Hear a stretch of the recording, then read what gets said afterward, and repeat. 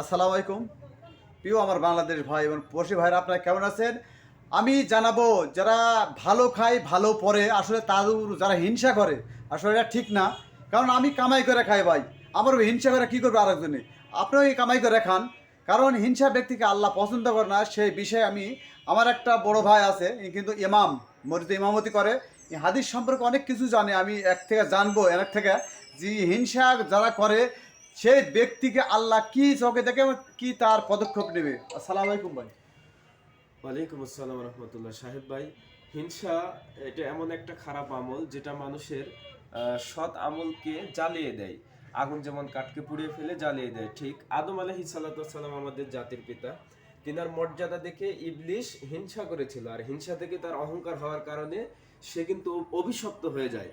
আর এই হিংসাটা এটা একটা মুনাফিকের চরিত্র, কেননা সূরা আল ইমরানের 120 নম্বর আয়াতের মধ্যে আছে, যখন তোমাদের ভালো কিছু তারা দেখে তখন কষ্ট পায় কারা? মুনাফিকেরা। আর যখন তোমাদের কষ্ট হয় তারা আনন্দিত হয়ে যায়। সঠিক, একদম এই সঠিক জায়গাতে কথা। তোমাদের কাজ হলো, মুমিনদের কাজ হলো ধৈর্যের সঙ্গে তাকওয়ার সঙ্গে থাকা, তাহলে আল্লাহ সুবহানাহু ওয়া তাআলা তাদের ষড়যন্ত্র সফল হতে দেবে না।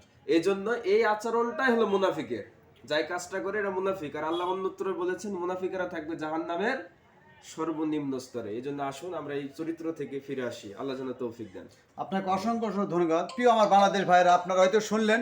আপনারা, আমি আশা করব এই ভিডিওর মাধ্যমে যারা হয়তো ভুল করতেন অতীতে, তারা অবশ্যই, আমি আপনাকে অনুরোধ করব, আপনারা ভালো হয়ে যাবেন। আমি আপনাদের জন্য দোয়া করি। কারণ আপনার হিংসা থেকে বিরত থাকবেন, আপনার জন্য হিংসাকে প্রাধান্য দিবেন না। ধন্যবাদ।